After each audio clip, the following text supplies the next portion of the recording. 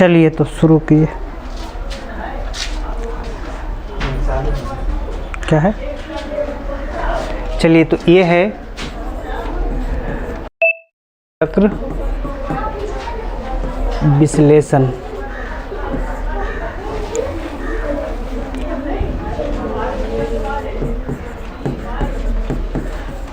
कौन सा काल? वैदिक काल। वैदिक काल। अच्छा, हम उम्मीद करते हैं कि आप लोग पढ़ के आए होंगे। वो जो पीछे का पर्दा उसको ये कर दीजिएगा, डाउन कर दीजिएगा। तो आप लोग पढ़ के आए होंगे, पढ़ के लेना है जी। चलिए, मतलब चोर बोले ज़ोर से, जो नहीं पढ़ के आया तो ज़्यादा ज़ोर से बोलो कि हम पढ़ के आए हैं, तब तो बढ़िया बात। आज एग्ज़ाम है क्या किसी का? वर्षा अभिलाषा वगैरह का?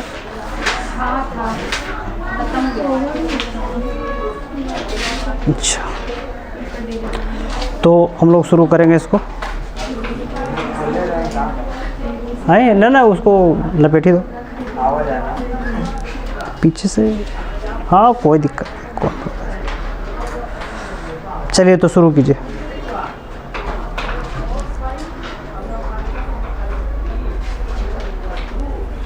लिंक उंक नहीं यार, लिंक वगैरह भेज दो।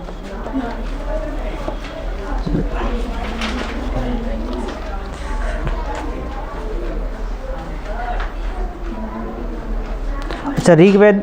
अच्छा, वैदिक काल आप लोग पढ़े हैं तो कुछ समझ में आ रहा है? चल रहा है पढ़ाई? कितना देर पढ़ी था आजकल? है ये कौन तरीका? मतलब जो पढ़ के और पता नहीं कितना देर पढ़ ली आज। तो टाइम पास करना करते हो यहाँ बैठ करके? मोबाइल वोबाइल तो नहीं चला लेते? हैं? लाइट नहीं है? नेट ही नहीं है मोबाइल। क्यों? नेट पे खत्म। हाँ, ख़त्म। अभी तक यहाँ से नहीं पकड़ता है क्या टावर? वहाँ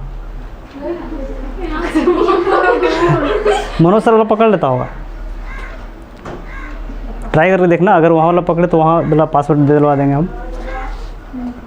कहीं मनोज सर वाला यहाँ पकड़ लेता है तो मनोज सर से तुम नज़दीके हो, तुम्हारा पकड़ लेगा वहाँ। देखना ट्राई करके, तो हम दिलवा देंगे आपको पासवर्ड वहाँ विदाउट फ्री। आप देखते रहिएगा।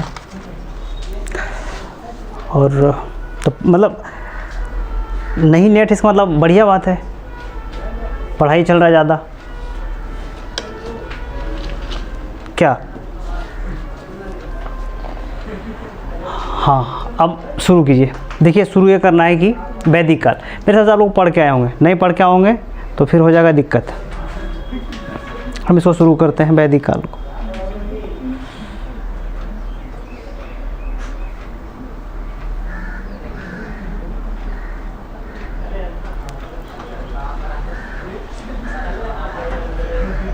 हाँ, वो नेट भर रहे ना तो दिन भर पापा का तुम लगले है उधर फ़ोन पर ही।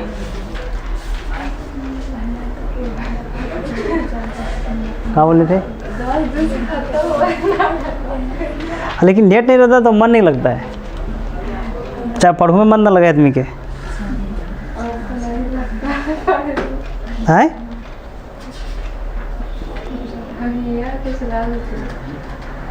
क्या बोलते हो?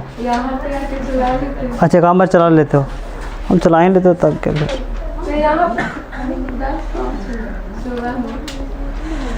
नहीं तो उसका लिंक तुमको मिल जाएगा वहाँ वाला का। देखिए, शुरू करते हैं। देखिए, आप लोग पढ़ के आए होंगे वैदिक काल, ठीक है? वैदिक काल का देखिए, इतना बड़ा वैदिक काल है। देखो, अक्सर जो है, जो घटना चक्र है, जो जिस चीज़ को हम विश्लेषण करना, घटना चक्र है या फिर लुसेंट है या फिर क्राउन का जो भी है, इसका जो हम अगर विश्लेषण करें तो उसमें बहुत कम, थोड़ा बहुत वैदिक काल दिया हुआ है। अगर आप लोग पढ़े होंगे तो लुसेंट लाए हैं किताब ना, उसमें कितना है वैदिक काल दिया हुआ? बहुत कम है, है कि नहीं? लेकिन वैदिक काल उतना नहीं है जितना आपको दिया हुआ है। देखो, इसको हम मिटाते हैं। देखिए, जो वैदिक काल है, याद रखिएगा, वैदिक काल, पीछे हम ब्लैक कर लें क्या इसको, थीम को?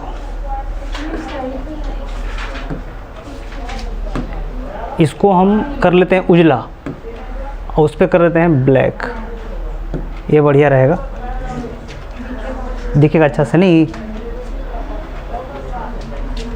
दिखेगा अच्छा से, तो ये हम कर लेते हैं ब्लैक। हाँ तो मीठा ही नहीं। हाँ अब देखिए हमने करना है वैदिक काल, वैदिक काल, क्लियर। वैदिक काल जो है इसको हम लोग दो भागों में बांटते हैं, ये सब बेसिक चीज़ है। एक है ऋग वैदिक काल,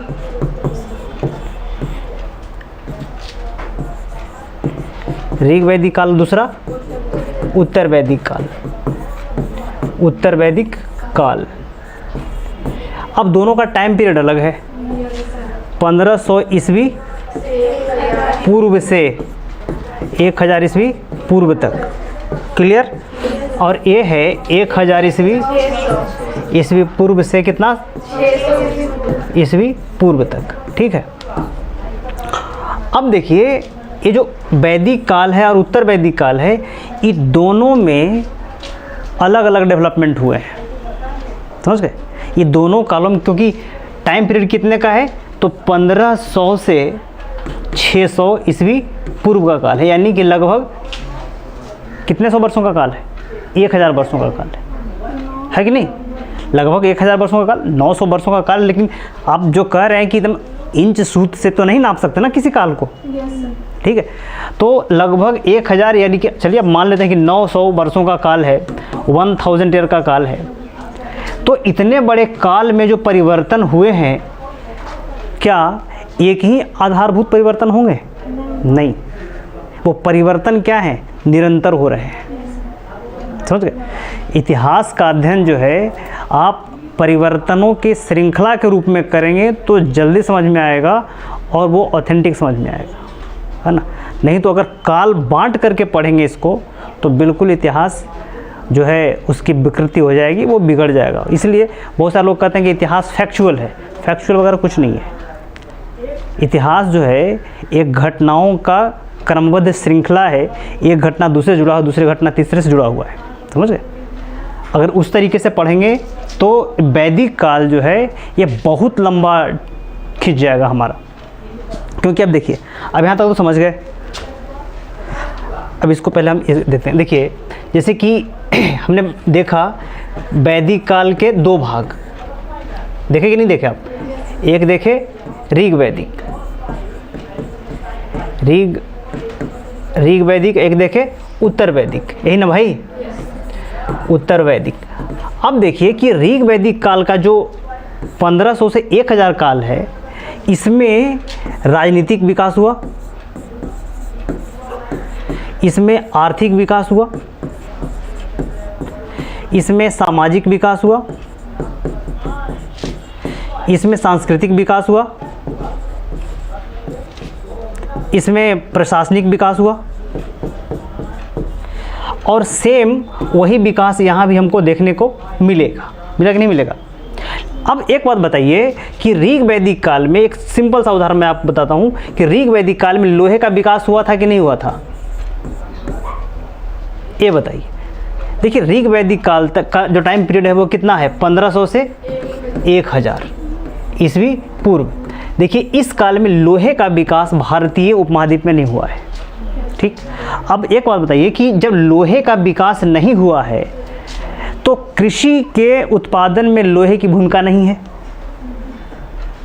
हमने क्या बताया कि अगर हमने शुरू में बताया था, जब मार्क्सवादी जो हिस्टोग्राफी हमने आपको कराई थी थोड़ी सी, उसमें हमने एक बात बताई थी कि देखो कि इतिहास में जो परिवर्तन होता है वो उत्पादन अधिशेष से जुड़ा हुआ होता है।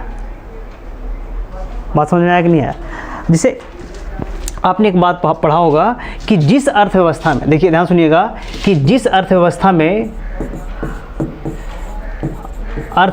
में है ना इंडस्ट्री है ना, यानी कि कौची औद्योगिकरण होगा, उस अर्थव्यवस्था का विकास अधिक होगा कि जिस अर्थव्यवस्था में कृषि आधारित अर्थव्यवस्था होगा उसका विकास ज़्यादा होगा। डायरेक्टली क्वेश्चन पूछेगा इसे, सोचिए। तो हम क्या देखते हैं कि जिसमें इंडस्ट्रियलाइजेशन होगा, जिसमें औद्योगिक विकास होगी, वहाँ पर उस अर्थव्यवस्था का विकास बहुत तेज़ी से होगा। ठीक। अच्छा, अब देखिए कृषि में ऐसा क्या है जो देश के विकास को धीमा कर रहा है? तो कृषि में ऐसा इसलिए, देखो कृषि के जो मुख्य उत्पाद होते हैं, ठीक है, वो या तो प्राइमरी गुड्स होते हैं, प्राथमिक वस्तुएं होती हैं, उनको प्रोसेस करके कई अन्य वस्तुएं बनाई जाती हैं। ठीक है। और आज के डेट में उनका डिमांड ज़्यादा है। आप देखो कि पैकेजिंग फूड, या कहते हैं फास्ट फूड, या फिर आप कहते हो कि एक नया आता है कि जो है एक नया उद्योग है फूड प्रोसेसिंग उद्योग, है ना। आज देखो कि हर चीज़ पैकेज्ड में है ना, हर चीज़ को पैक करके बेचा जा रहा है और है कृषि आधारित, है कि नहीं। जैसे देखो मुर्गी पालन कृषि आधारित उद्योग में आता है। अब देखोगे आप कि जो चिकन है, हम लोग तो देहात गांव में रहते हैं, तो हम लोग जो है चिकन जाते हैं कटवा करके आराम से लाए और उसको ठीक ठाक करके खा गए। लेकिन जो बड़े बड़े मेट्रो सिटी है, मेगा सिटी है, वहाँ पर अब चिकन कटवाएगा, चिकन लाएगा, धोएगा, बनाएगा, तब तक तो उसका टाइम वेस्ट हो जाएगा। वो लोग क्या करते हैं, वो पैकेज चिकन है, मतलब कि जो पैक करके चिकन आता है उसको लेते हैं, उसको मतलब वो अध पका चिकन होता है, उसको लाते हैं, उसको फ्राई करके रोस्ट करके उसको 10 मिनट में खा पी के पचा जाते हैं। तो ये जो है जिस देश में इंडस्ट्री का विकास हो जाएगा, वहाँ जो है उस देश का विकास बहुत तेज़ी से होगा। क्लियर है। वही बात यहाँ होती है। लेकिन जो आपको पढ़ना, हम आते हैं मुद्दे पर सीधे, कि जो आपको पढ़ना है लूसेंट में है, क्राउन में है, या फिर घटना चक्र में जो चीज़ें देता है, ये चीज़ें बहुत सीमित है। ठीक है। यही कारण है कि उथला ज्ञान जो है लेने के कारण तुम एग्जामिनेशन में क्वेश्चन को सोल्व ही नहीं कर पाओगे। और इतना अभी मेरे पास वक्त नहीं है कि हम एक एक चीज़ को पूरी तरीके से पढ़ा दें, उसके लिए टाइम चाहिए।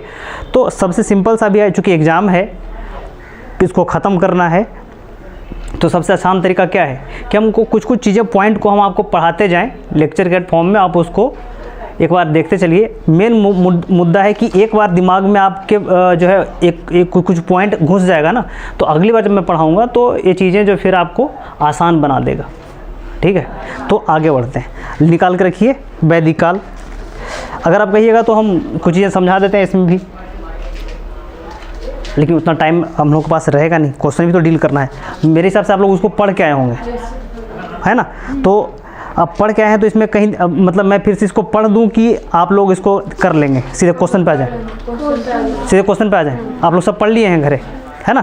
क्वेश्चन पे आ जाते हैं, समझा देते हैं कुछ चीज़ें। एक नहीं होता तो मोटा मोटी एक लेक्चर थोड़ा सा दे देते हैं आपको, क्या, तो फिर आपको समझ में आ जाए। देखो वैदिक काल जो है, इसका मुख्य जो ये है, क्या कहते हैं, इसकी जानकारी हमको कहाँ से प्राप्त होती है, तो वैदिक ग्रंथों से प्राप्त होती है। ठीक है, वैदिक ग्रंथों से। अच्छा, वैदिक काल को हम लोग किस अध्ययन के किस सोर्स में रखेंगे, इतिहास के किस सोर्स में रखेंगे, इतिहास के किस काल में रखेंगे वैदिक काल को?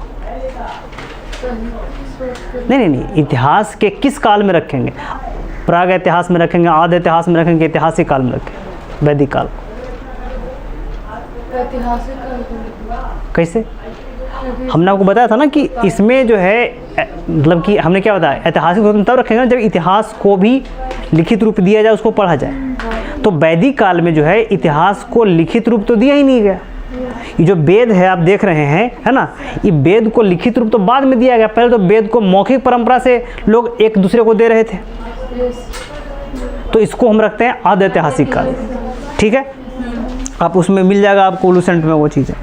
ठीक, तो अब देखिए, अब आगे सीधे क्वेश्चन पे आ जाते हैं। ठीक, देखिए घटना चक्र क्वेश्चन सब निकाल कर रखिएगा और पहला से ही शुरू कर देते हैं। देखिए कि आर्य शब्द इंगित करता है किसको? देखिए एक प्रश्न जो है, प्रश्न का आंसर गलत है, समझ गए। ये कहीं कोई एग्जाम में दे देता है कि ये जो श्रेष्ठ वंश को डिनोट करता है, उसको इंगित करता है, लेकिन नहीं। देखिए इसी पर एक विवाद हो गया था, विवाद में हम नहीं जाना चाहते हैं। एक जर्मनी का चांसलर हुआ करता, उसका नाम था हिटलर ने यही आर्य शब्द को आधार बना करके कि हम लोग आर्य हैं, मतलब हिटलर अपने आप को आर्य कहता था, उसी को आधार बना करके हिटलर ने जर्मनी में कई हज़ार यहूदियों को मरवा दिया था। तो तब से जो है जो आर्य जो शब्द है वो उसको उन्होंने गलत इस्तेमाल किया। एक और था आर्य जो है शब्द का उदाहरण देता था, उसका नाम था रॉबस्पियर, जो फ्रांस का कभी प्रधानमंत्री हुआ करता था, ठीक है। उसने भी ऐसा ही तर्क दे करके बहुत सारे लोगों को मरवा दिया था।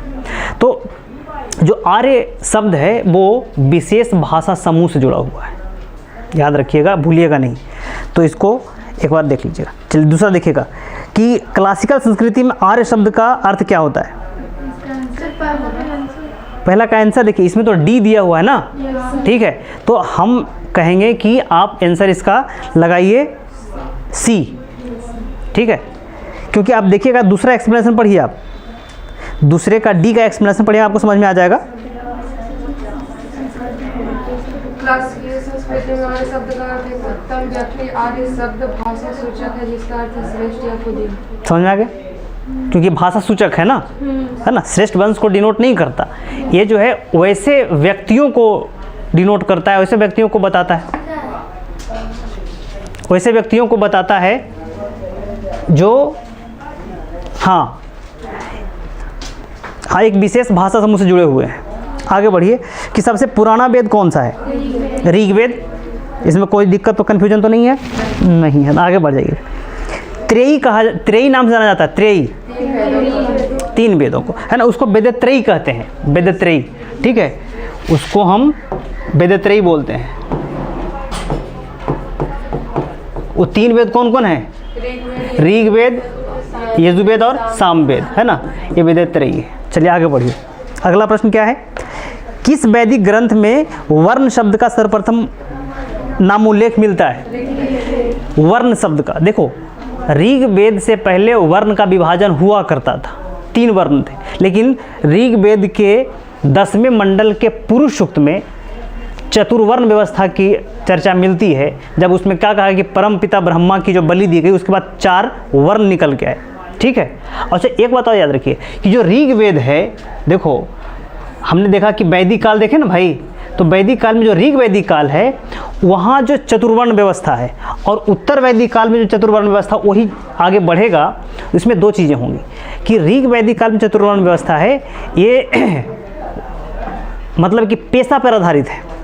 समझ गए, पेशा समझते हो, मतलब अगर कोई क्षत्रिय में जन्म लिया है और उसकी सामाजिक स्थिति, आर्थिक स्थिति गिर गई है, वो गरीब हो गया है, तो वो जो है नीचे के वर्ण में तब्दील हो सकता है। और अगर कोई शूद्र हो गया है, यानी कि नीचे के वर्ण में चला गया है, यानी कि सबसे ऊपर कौन सा है, ब्राह्मण, उसके नीचे कौन है, क्षत्रिय, उसके नीचे कौन है, वैश्य है, और सबसे नीचे कौन है, शूद्र है। अब देखो चारों में अंतर। ब्राह्मण का क्या काम है, वो है ज्ञान का संग्रह करना, ज्ञान एक दूसरे को ट्रांसफ़र करना। अच्छा, ज्ञान की रक्षा करना किसका काम है, क्षत्रिय का। और ऊपर के 3 और नीचे के, सॉरी ऊपर के 2 और नीचे के 1, 3 वर्ण, तीनों वर्ण के भोजन का उत्पादन करना किसका काम है, वैश्य का। और ऊपर के 3 वर्ण वैश्य, क्षत्रिय और ब्राह्मण की सेवा करना किसका काम है, शूद्र का। यहाँ पर शूद्र है, यहाँ पर क्षुद्र नहीं है, ठीक है, यहाँ पर शूद्र है। तो जो है ये मतलब अच्छा, जो चतुर्वर्ण व्यवस्था है वो पहली बार आया ऋग्वेद के किस मंडल में, 10वें मंडल के पुरुष सूक्त में इसका उल्लेख मिलता है। क्लियर, आगे बढ़िए। अगला प्रश्न है कि वर्ण व्यवस्था से संबंधित पुरुष सूक्त मूलतः पाया जाता कहाँ। अभी तो बताए कि पुरुष सूक्त के किस मंडल में वर्ण व्यवस्था की चर्चा है, 10वें मंडल। आगे बढ़िए। अब देखिए कि सुमेलित करना है कि अथर्ववेद किस पर आधारित है, सामवेद में सामवेद की विशेषता क्या है, और यजुर्वेद की विशेषता क्या है, और ऋग्वेद की विशेषता क्या है। देखिए अब सामवेद की विशेषता किसका है, किससे संबंधित है, सामवेद संगीत से, है ना। आगे देखिए कि ऋग्वेद किससे संबंधित है, ईश्वर महिमा से। अथर्ववेद देखिए औषधि, जादू टोना, तंत्र मंत्र, विवाह संबंधित है अथर्ववेद। और यजुर्वेद बलिदान से, कर्मकांड संबंधित। आगे बढ़िए, समझ गए इसको। अब अगला प्रश्न है 8वां नंबर प्रश्न, देखिए कि सुमेलित कीजिए कि वही है प्रश्न कि ऋग्वेद का संबंध किससे है, प्रार्थनाएं से। सामवेद का संबंध संगीत में से। अथर्ववेद का संबंध तंत्र मंत्र वशीकरण से। यजुर्वेद का संबंध कर्मकांड से। क्लियर, आगे बढ़िए। 9वां प्रश्न पे आ जाइए कि 4 वेदों में किस एक में जादुई माया और वशीकरण का वर्णन है। अथर्ववेद, ये तो पहले ही कर लिए। ऋग्वेद में कितनी ऋचाएं हैं? 228। चलिए, हाँ, ऋग्वेद है क्या? स्रोतों का संकलन। आगे बढ़ जाइए, प्रश्न आ जाइए कि 12 पे आ जाइए। अब हाँ, एक दूसरे को मिलान को समझिए कि देखो मतलब कि कौन कौन सा ब्राह्मण किस किस वेद से संबंधित है, यही है ना। तो ऋग्वेद से कौन संबंधित है? ऐत्रेय ब्राह्मण। सामवेद से पंचविश ब्राह्मण, अथर्ववेद से गोपत ब्राह्मण और यजुर्वेद से शतपथ ब्राह्मण। आगे बढ़ जाइए, 13 नंबर के प्रश्न में आ जाइए। निम्नलिखित में से कौन सा ब्राह्मण ग्रंथ ऋग्वेद से संबंधित है? अभी तो पढ़े थे, ऐत्रेय ब्राह्मण, ठीक है। आगे बढ़िए, देखिए ऐत्रेय ब्राह्मण जो है, समझ गए, और एक कौशतकीय ब्राह्मण है। ये दो ब्राह्मण किससे संबंधित है? ऋग्वेद से, है ना। और कौन सा? सामवेद से कौन संबंधित है?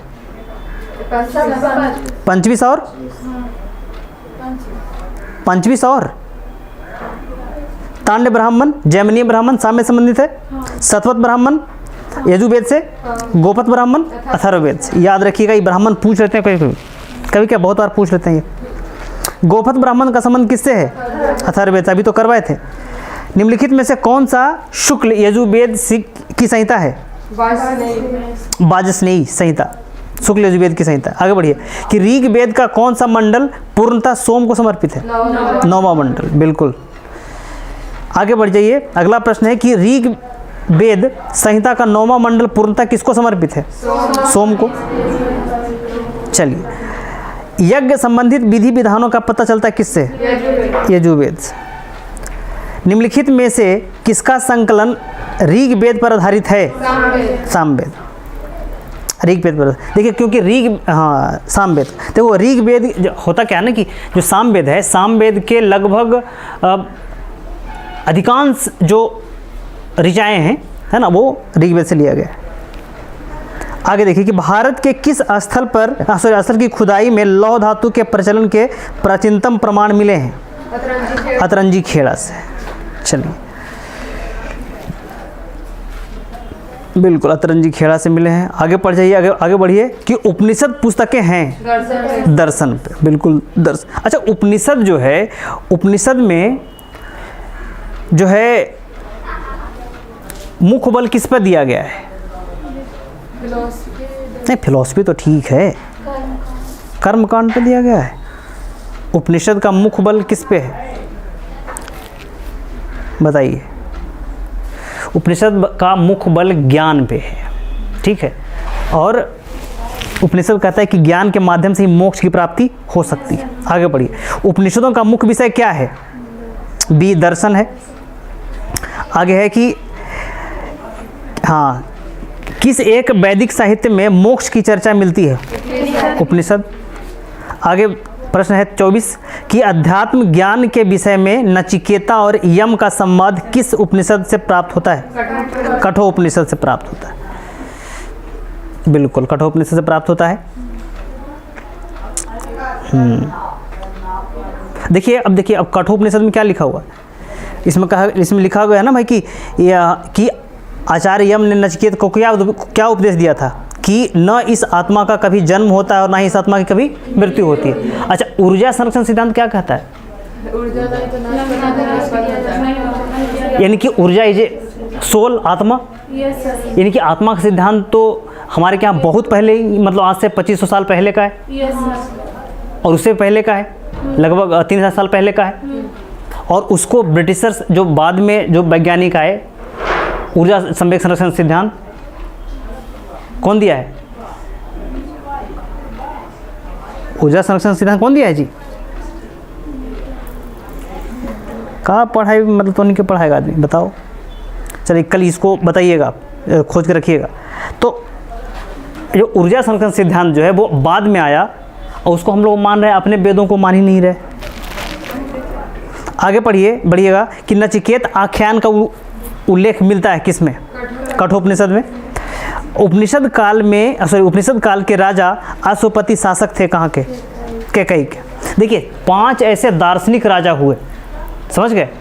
5 ऐसे दार्शनिक राजा हुए जिन्होंने राजा होते हुए भी, है ना, बहुत बड़े विद्वान थे। और कौन कौन थे वो आगे हम आपको बताएं। जैसे देखिए अश्वपति कैकई है ना, ये जो है एक है, ये कहाँ के राजा हैं, ये सॉरी ये मगध के अजातशत्रु, मगध के अजातशत्रु हैं।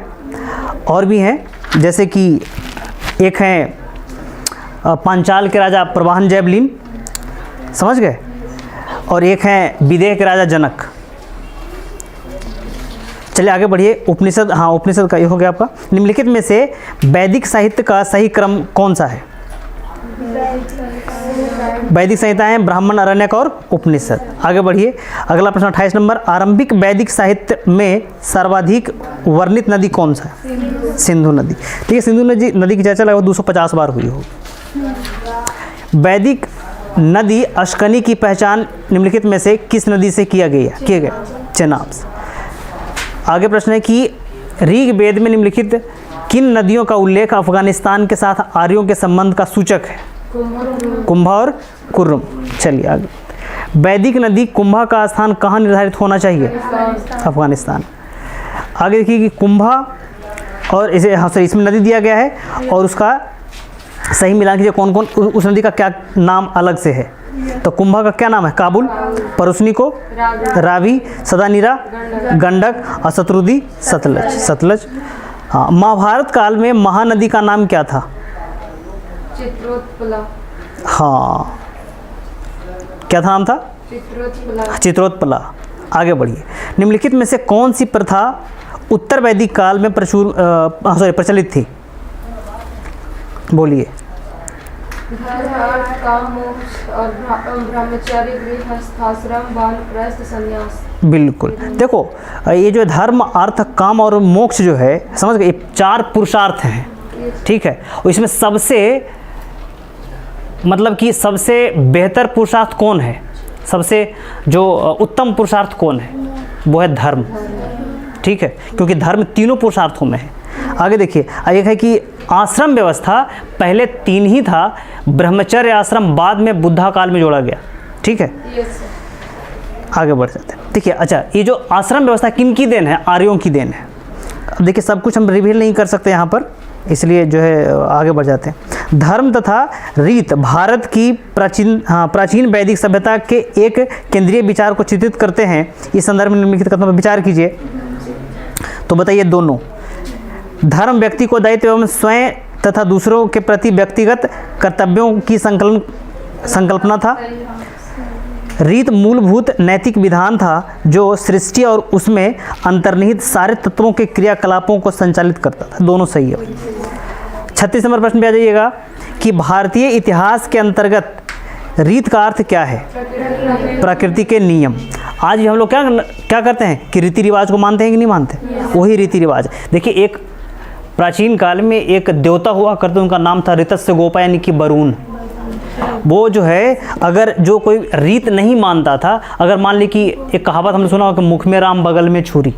ठीक है, अगर आपसे मैं चिकनी चुपड़ी बातें कर रहा हूँ और मेरे मन में कुछ और है, समझ गए, तो उस आधार पे वो मन की बात समझ लेते थे। कौन? वरुण। और समझ करके उसको जलोदर नामक बीमारी देते थे। जलोदर नामक बीमारी, जलोदर कहते हैं उसको, जिसको कोड़ी फूट जाता है। समझ गए? तो वरुण जो है वो रीत की रक्षा करने वाले हैं, ऋतस्य गोपा हैं जो नियम कानून की रक्षा करने वाले। बात समझ में आया? अब आगे बढ़ जाइए। प्रश्न नंबर कितना है? 37 में। निम्नलिखित वैदिक देवताओं में किसे उनका पुरोहित माना जाता है? बृहस्पति को। आगे बढ़ जाइए। अगला प्रश्न 38 नंबर पे आ जाइए कि निम्नलिखित में से कौन सा ब्राह्मणवादिनी थी जिसने कुछ वेद मंत्रों की रचना की थी? लोपामुद्रा। बिल्कुल, आगे बढ़ जाइए। लोपामुद्रा से आगे बढ़िए। देखिए, उस वैदिक काल में बहुत सारे विदुषी महिलाएं थी। विदुषी का मतलब क्या होता है? पढ़ी लिखी महिलाएं, है ना। जैसे इसमें नीचे लिखा हुआ है लोपामुद्रा, घोषा, विश्वारा, अपाला, बहुत सारी। और याद रखिए कि लोपामुद्रा का विवाह किससे हुआ था? अगस्त ऋषि से। ये बहुत इंपॉर्टेंट पॉइंट है। अब आगे पढ़िएगा। प्रश्न है कि वैदिक काल में निष्क किस अंग का आभूषण हुआ करता था? गले का। गले का। निष्क और शतमान, देखो 2 प्रकार के जो है मतलब मुद्रा व्यवस्था हुआ करती थी। मुद्रा व्यवस्था कहने का मतलब है कि ऐसी व्यवस्थाएं जिससे हम चीज़ों को खरीद बिक्री कर सकते थे। समझ गए? किसी भी चीज़ का। तो निष्क का मतलब होता है कोई महंगी धातु, समझे, और शतमान का होता है मतलब कि 100 गाय, समझ गए, शतमान का मतलब है 100 गाय। तो चूंकि उस समय वैदिक काल में वस्तु विनिमय प्रणाली प्रचलित था, यानी कि वस्तुओं से बदला बदली करके चीज़ों को जो है आदान प्रदान किया जाता था, लेकिन कुछ ऐसे धातुएं थी जिसका उपयोग हम लोग खरीद बिक्री के लिए करते थे, समझ गए, उसमें गाय भी एक था, उसमें कीमती धातुएं भी एक थी। तो आगे बढ़ते हैं, अगला प्रश्न कौन सा नंबर पे है, 39। कहता है कि ऋग वैदिक काल में निष्क शब्द का प्रयोग के लिए आभूषण के लिए होता था, किंतु परवर्ती काल में उसका प्रयोग इस अर्थ में हुआ है, सिक्के के रूप में। बिल्कुल हुआ, सही बात है। अब आगे बढ़े कि ऋग वैदिक काल में निष्क किस अंग का आभूषण था, वही है ना, गले का। अरे अच्छा, प्राचीन काल में निशाक जाने जाते थे, वही निशाक मतलब वही निष्क, ठीक है। आगे पढ़िए, क्या बोगज कोई महत्वपूर्ण है, बताइए। देखिए बोगज कोई में अभिलेख मिला है, ठीक है ना, उसमें जो है आर्यंस के बारे में जानकारी हमको मिलती है।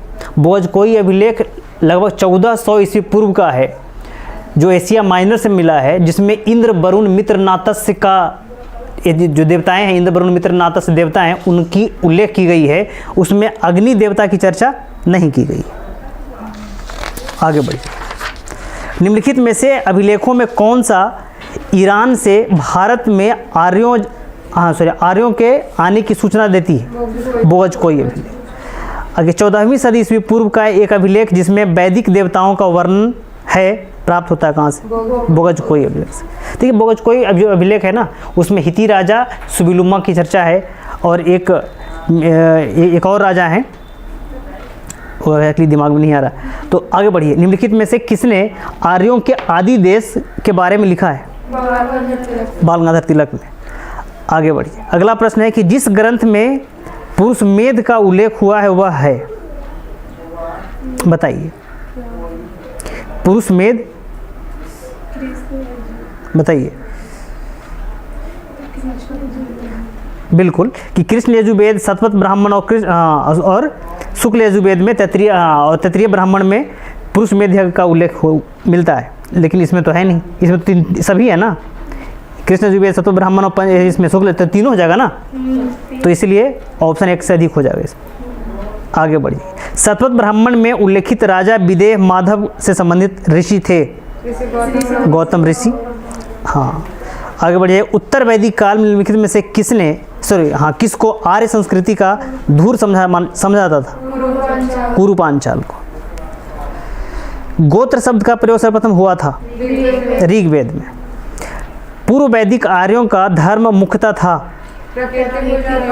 प्रकृति पूजा और यज्ञ, बिल्कुल।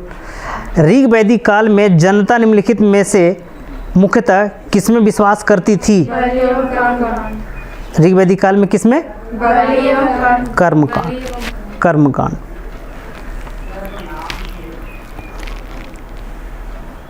विश्वास करते थे। लेकिन देखिए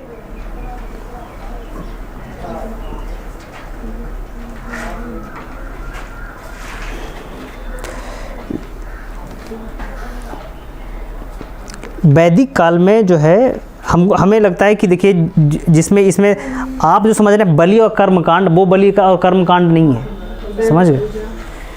ये जो है ऋग वैदिक काल में लोग प्रार्थना पर विशेष बल देते थे, समझ गए। आगे बढ़िए, क्या करें, यज्ञ में आहुति है, बलि जो यहाँ पर है वो आहुति से है। जैसे हम लोग ना अब मतलब यज्ञ करवाते हैं तो उसमें क्या करते हैं, अनाज चढ़ाते हैं या आहुति देते हैं, नहीं, किस उद्देश्य से देते हैं कि हम आपको 1 मुट्ठी दे रहे हैं, हमको 1000 मुट्ठी दीजिएगा। बलि वो है ना कि किसी का कत्ल कर देना है ना, बकरे और भैंसा का कत्ल नहीं है। आगे बढ़िए, प्रसिद्ध दशराग युद्ध किस नदी के तट पर लड़ा गया था, परुष्णी, इसको क्या नाम देते हैं, रावी। चलिए, ऋग्वेद में उल्लेखित प्रसिद्ध 10 राजाओं का युद्ध किस नदी के किनारे लड़ा गया था, परुष्णी। निम्नलिखित में से किस नदी को ऋग्वेद में मतोत्मा, देवीत्मा और नदीत्मा से संबोधित किया गया, सरस्वती। बिल्कुल, ज्ञान की नदी के रूप में जाना जाता है, ज्ञान की देवी के रूप में सरस्वती हो जाती है। अब आज हम लोग उसकी पूजा करते हैं। तो आगे बढ़िए, उन जनजाति का नाम बताइए जो ऋग वैदिक आर्यों के पंचजन से संबंधित नहीं है। कीकट, है ना। देखिए एक बार पिछले साल क्वेश्चन पूछ दिया था ये कीकट, समझ गए। कीकट शायद बिहार के तरफ रहने वाले लोग थे। प्राचीन काल में आर्यों के जीविकोपार्जन का मुख्य साधन क्या था? कृषि, बिल्कुल कृषि।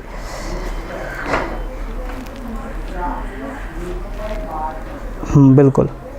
देखिए लेकिन अगर आपसे पूछ दे कि वैदिक काल में मतलब जीवन का आर्थिक आधार क्या था, तो हो जाएगा पशुपालन। नहीं, पशुपालन हो जाएगा। द्वितीय आधार हो जाएगा कृषि। आगे बढ़िए कि ऋग वेद में उल्लेखित यव शब्द किस कृषि उत्पाद से हेतु प्रयुक्त किया जाता था? जौ हेतु, बिल्कुल। अगला प्रश्न है कि मिलान कीजिए कि यव किसको कहते हैं? जौ को, ब्रीही चावल को, हाँ, मुर्दग मूंग को, और इच्छु गन्ना को। ये सब वैदिक काल के कुछ कृषि वस्तुएं जो हैं उनके नाम हैं। वैदिक पनी किस वर्ग के नागरिक थे? जो पनी होते थे ना, अक्सर आर्यों को गाय चुरा लेते थे, तो अक्सर इनके झगड़ा हुआ करते थे। प्रश्न देखिए कि वैदिक युग में प्रचलित लोकप्रिय शासन प्रणाली थी? वंश परंपरा आधारित राजतंत्र हुआ करता था। ठीक है, देखो वैदिक काल में था क्या कि राजा जो है इस काल में जन आधारित होता था, समझ गए। वैदिक काल में राजा जन आधारित था, क्षेत्र आधारित नहीं था। क्योंकि देखिए बहुत सारा टर्म आपको समझ में नहीं आता, नहीं समझ में आया ना, जन आधारित क्षेत्र आधारित। देखो इस काल में चूंकि ट्राइबल सोसाइटी थी, बहुत सीमित लोग रहते थे, और ज़मीन तो बहुत भरा पूरा था। ठीक है, ज़मीन तो बहुत था लेकिन पब्लिक ही नहीं था, यानी कि जनसंख्या ही नहीं थी। तो राजा के पास जितना जन होता, यानी कि जितना पब्लिक होता था, जितने उनके लोग होते थे, उसी अनुसार से राजा की शक्ति होती थी। बात समझ में आया? यानी कि राजा जन आधारित है, राजा क्षेत्र आधारित नहीं है। आज क्या है, आज जिसके पास जितना लैंड भूमि है, जिसके पास जितना भूमि है उतना बड़ा व्यक्ति आज है। आज जिसके पास 50 व्यक्ति है, भूमि एको कट्ठा नहीं है, तो बड़ा व्यक्ति है नहीं है। तो वो चीज़ है। कितना नंबर प्रश्न पे हैं हम लोग? 61 नंबर पे हैं। वैदिक युग सभा, वैदिक युगीन सभा थी, मंत्रिपरिषद थी, बिल्कुल। आगे देखिए किस वेद में सभा समिति को प्रजापति की 2 पुत्रियां कहा गया? अथर्ववेद में कहा। वैदिक जन सभा को न्यायिक कार्यों से संबंधित थी? सॉरी, हाँ, वैदिक जन सभा जो न्यायिक कार्यों से संबंधित थी, कौन सी सभा? अगला प्रश्न 64 नंबर में आइए। तो आयुर्वेद अर्थात जीवन का विज्ञान का उल्लेख सर्वप्रथम मिलता है कहाँ? अथर्ववेद में मिलता है। अगला प्रश्न 65 नंबर पे आइए कि वैदिक धर्म था बहुदेववादी? बहुदेववादी है लाई? बिल्कुल, क्योंकि इसमें बहुत सारे देवताओं की पूजा होती है ना, इंद्र वरुण मित्र नाता सब हैं, तो बहुदेववादी है। इसमें पृथ्वी की पूजा होती है, सब बहुत सारे लोगों की पूजा होती है इसमें।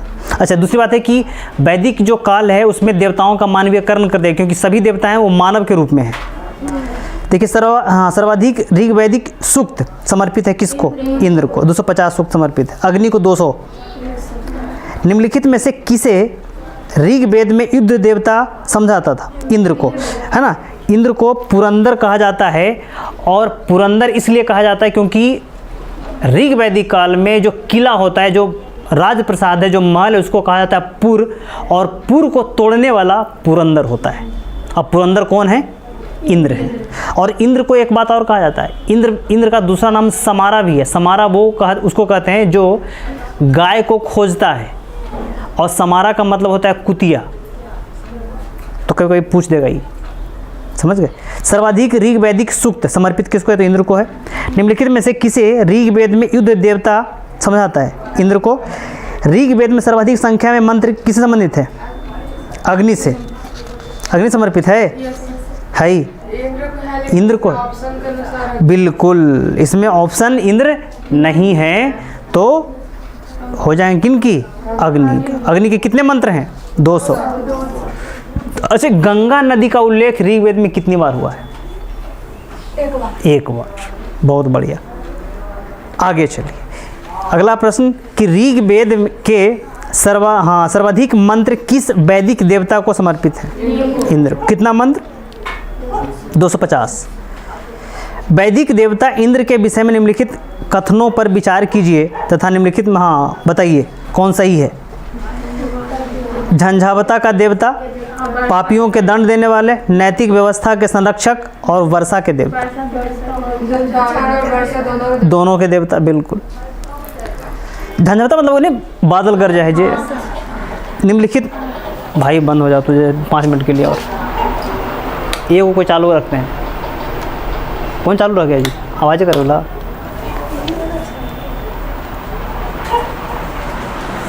चलिए महसूस करके हम लोगों ने लगा इतना लग जा रहा है क्या? न तो इधर आ जाओ आगे।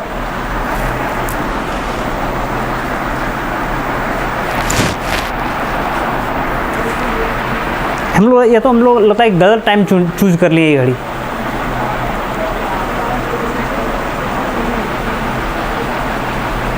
नहीं लगता है गलत टाइम? थोड़ा सा और लेट भी हम लोग आ सकते हैं, मतलब हाँ उसका तो दिक्कत हो जाएगा ना भाई, जो साइकिल से आता है उसका तो ठीक है।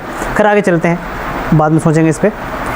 देखिए निम्नलिखित में से पूर्व वैदिक आर्यों का सर्वाधिक लोकप्रिय देवता कौन है? इंद्र है। देखिए कि वैदिक देव मंडल में निम्नलिखित में से कौन देवता युद्ध का देवता माना जाता है? कौन माना जाता है? इंद्र को माना जाता है। 600 से 800 ईसा पूर्व का काल किस युग से जुड़ा हुआ है? ब्राह्मण युग से। आगे बढ़िए। गायत्री मंत्र किस पुस्तक में मिलता है? ऋग्वेद। ऋग्वेद में मिलता है। आगे पढ़िए कि गायत्री मंत्र के नाम से प्रसिद्ध मंत्र सर्वप्रथम किस ग्रंथ में मिलता है? ऋग्वेद। गायत्री मंत्र की रचना किसने की थी? विश्वामित्र ने। सर्ग, प्रतिसर्ग, वंश, मनवंतर और वंशानुचरित्र संकेतक हैं किसके? पुराणों के। बिल्कुल। पुराणों की संख्या कितनी है? 18। अगला 18 पुराण है। अगला प्रश्न है कि श्रीमद् भगवद गीता मौलिक रूप में किस भाषा में लिखी गई है? संस्कृत भाषा। चलिए कि महाभारत मूलतः किस रूप में जाना जाता है? जय संहिता। अच्छा महाभारत में कितने श्लोक हैं? 24,000। देखिए कि सत साहित्री संहिता उपनय संहिता उपनाम निम्नलिखित में से किस ग्रंथ का है? महाभारत का। हिंदू पौराणिक कथा के अनुसार समुद्र मंथन हेतु किस सर्प ने रस्सी के रूप में स्वयं को प्रस्तुत किया था? वासुकी। बिल्कुल। अच्छा पर्वत के रूप में कौन था? मंदरांचल। चलिए किस काल में अछूत की अवधारणा स्पष्ट रूप से उदित हुई है? धर्म शायद कि जब मनु जब आए मौर्य काल के लगभग मतलब आसपास में, मौर्योत्तर काल, मौर्य काल के आसपास में, तब जो है मौर्योत्तर काल में तब जाकर के शूद्र शब्द का उल्लेख मिलता है। आगे पढ़िए। कि सत्यमेव जयते शब्द किस उपनिषद से लिया गया है? मुंडकोपनिषद से। इसे याद रखिएगा। सत्यमेव जयते कहाँ से लिया गया है? मुंडकोपनिषद से। भारतीय प्रतीक पर उत्कीर्ण सत्यमेव जयते लिया गया है। तमसो माँ ज्योतिर्मय कथन कहाँ से लिया गया है? उपनिषद का। किस उपनिषद का है? बृहदारण्यक उपनिषद। कौन सा उपनिषद का है ये? बृहदारण्यक उपनिषद का है। अच्छा आगे है कि किस उपनिषद का शाब्दिक अर्थ सफ़ेद घोड़ा होता है? श्वेताश्वर उपनिषद। श्वेताश्वर उपनिषद का अर्थ होता है सफ़ेद घोड़ा। आगे बढ़िए कि सत्यकाम ज्वाला की कथा जो अनव्याही माँ होने के लांछन को चुनौती देती है उल्लेखित है किसमें? छांदोग्य उपनिषद में। ऋग्वेद का मूल लिपि क्या थी? ब्राह्मी। चलिए ऋग्वेद में कितने सूक्त हैं? 10। अच्छा ऋग्वेद को जाप करने वाले व्यक्ति को क्या कहते हैं? होत्रा। होत्रा, उसको तब र लगा हुआ इसमें छूटा हुआ है। होत्र नामक व्यक्ति को हम ऋग्वेद को जो है जाप करने वाला व्यक्ति का। वैदिक कर्म कांडों में होता का संबंध किससे है? ऋग्वेद से। अश्वेत, हाँ, अवेस्ता और ऋग्वेद में समानता है। अवेस्ता किस क्षेत्र से संबंधित है? ईरान से। चलिए, ईरान संबंधित है। इसका पूरा नाम जिंदा अवेस्ता है, ठीक है। वैदिक काल में किस जानवर को अघन्य माना जाता था? अघन्य मतलब समझते हैं, जिसको ना मारा जा सके। ऋग्वेद में अघन्य का प्रयोग हुआ है गाय के लिए। ऋग्वेद में कई परिच्छेदों में प्रयुक्त अघन्य शब्द संबंधित है गाय के। अगला प्रश्न है कि ऋग्वेद कालीन आर्यों और सिंधु घाटी के लोगों की संस्कृति के बीच अंतर के संबंध में निम्नलिखित कथनों पर विचार कीजिए। तो देखिए, कहता है कि ऋग्वेद कालीन आर्य कवच और शिरस्त्र यानी हेमलेट का उपयोग करते थे, जबकि सिंधु घाटी के लोग इसका उपयोग के कोई साक्ष्य नहीं मिलते। बिल्कुल सही है ना, बाकी दो गलत है। आगे प्रश्न है कि ऋग्वैदिक काल के प्रारंभ में निम्नलिखित में से किसे महत्वपूर्ण मूल्यवान संपत्ति समझा जाता था? गाय को। अगला प्रश्न है कि मिलाने वाला है कि सिंधु घाटी सभ्यता नगरीय सभ्यता थी, उत्तर वैदिक समाज कृषक समाज, ऋग्वैदिक समाज चारागाह और मध्यकाल समाज जमींदारी व्यवस्था। आप लोग बहुत तेज हो गए हैं, चीज़ों को समझ रहे हैं। प्राचीन भारतीय समाज के प्रसंग में निम्नलिखित शब्दों में से कौन सा शब्द शेष 3 वर्गों का नहीं है? कोश। कुल है, वंश है, गोत्र है, कोश का संबंध इससे नहीं है। संस्कारों की कुल संख्या कितनी है? 16। सबसे अंतिम संस्कार कौन सा है? अंत्योदय। वही दाह संस्कार, अंत्योदय संस्कार। अच्छा, विवाह कितने हैं? 8 ही है ना। संस्कार कितने हैं? 16। पुरुषार्थ कितने हैं? 4। अभी तो बता रहे थे, अर्थ, काम, धर्म और मोक्ष। और ये क्या कहते हैं उसको कि क्या, और एक और क्या, आश्रम कितने हैं? 4। कौन कौन? बोलिए। आश्रम 4 हैं, कौन कौन आश्रम है? सोचो, कई एक बार आश्रम तो पढ़ा चुके हैं हम आप लोग।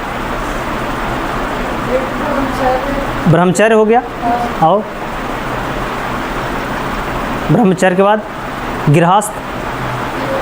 एक देखो, जो आश्रम व्यवस्था है, ठीक है, आश्रम व्यवस्था आर्यों की देन है। किन की देन है? आर्यों की। लेकिन आर्य के समय आश्रम व्यवस्था जो है 3 ही थे। कौन कौन? तो ब्रह्मचर्य, दूसरा है गृहस्थ, और तीसरा है वानप्रस्थ, और चतुर्थ आश्रम जो है वो आया है महाजनपद काल में। महाजनपद काल में यानी कि बुद्ध काल में आया है, और ये आ गया है संन्यास। संन्यास आश्रम बुद्ध काल में जानते क्यों आया? क्योंकि पहले जो संन्यास का मतलब क्या है? संन्यास वही ग्रहण करेंगे ना जिनको समाज के कार्यों से कोई मतलब नहीं रहेगा। उनको क्या चाहिए? भोजन तो चाहिए, लेकिन समाज में काम नहीं करेंगे, कृषि नहीं करेंगे, तो कृषि नहीं करेंगे तो भोजन कहाँ से मिलेगा? तो पहले इस काल में, वैदिक काल में, यानी कि उत्तर वैदिक ऋग्वैदिक काल में चूँकि उत्पादन ही नहीं हो रहा है, तो समाज के एक वर्ग को भोजन कैसे मिलेगा? भोजन नहीं मिलेगा। इसलिए उस काल में संन्यास नहीं आएगा। जब उत्पादन अधिशेष अधिक हो जाएगा, लोहे का विकास हो जाएगा, कृषि का विकास होगा, तब जा कर के एक नया वर्ग डेवलप हो जाएगा, वो हो जाएगा सन्यासी वर्ग, और वही संन्यास आश्रम व्यवस्था में जुड़ जाएगा। तो आर्यों ने अपने जीवन को कितने भागों में बांटा? 100 भागों में, 100 वर्षों में उसको 4 भागों में क्या कर दिया? बांट दिया। तो पहला व्यवस्था कौन सा? जो पहला 25 साल कौन? ब्रह्मचर्य। दूसरा 25 साल, जब मान लो कि अब लड़का जो है हो गया 25 साल के, तो क्या होगा? शादी व्यवस्था, इसको कहते हैं कि जो है उसको 25 साल हो जाएगा। जब लड़का ग्रेजुएट हो जाएगा, तब शिक्षा ग्रहण करके घर आएगा और उसका विवाह संस्कार होगा। तो विवाह संस्कार जैसे होगा वो किसमें प्रवेश कर जाएगा? गृहस्थ में। और जब गृहस्थ में लड़का पहुंच गया है तो बाप हो गया 50 साल के, तो बाप गृहस्थ से निकल के कहाँ चल जाएगा? वानप्रस्थ में।